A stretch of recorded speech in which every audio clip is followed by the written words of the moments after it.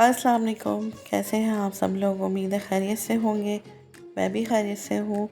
तो वक्त ज़ाया किए बगैर आज की रेसिपी को स्टार्ट करते हैं। स्पाइसी बर्गर पैटी मैं ये किस तरह बनाती हूँ, मैं इसमें मैं क्या क्या चीज़ें शामिल करती हूँ।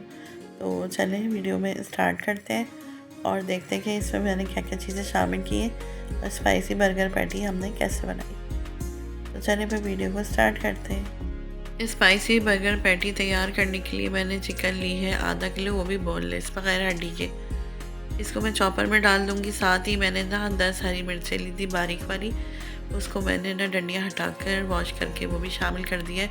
उसे मैंने पहले बारीक काट लिया था, उसके बाद चॉप करने के लिए डाला है। उसके बाद हम डालेंगे इसमें नमक 1 खाने का चम्मच, अदरक लहसुन का पेस्ट 1 खाने का चम्मच, काली मिर्च पाउडर भी 1 खाने का चम्मच, सोया सॉस लेंगे 1 टेबल स्पून, अंडा लेंगे 1 अदद और मैदा लेंगे 2 टेबल स्पून भर के।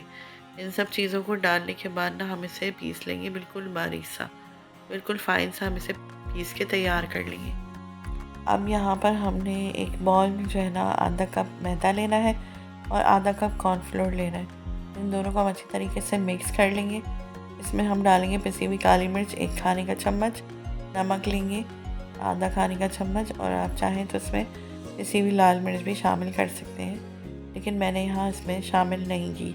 मैंने हरी मिर्चें बहुत ज़्यादा क्वांटिटी में डाली है क्योंकि मुझे स्पाइसी पसंद था, तो मैं लाल मिर्च इसमें शामिल नहीं कर रही।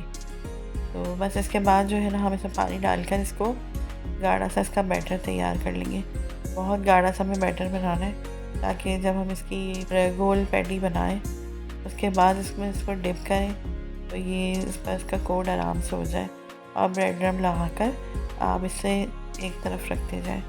फिर 5 मिनट बाद जब ये सेट हो जाए तो फिर इसको फ्राई करना शुरू करें। अच्छा, बर्गर पैटी को शेप देने के लिए उससे पहले ना आप हाथों को ऐसे ग्रीस करिएगा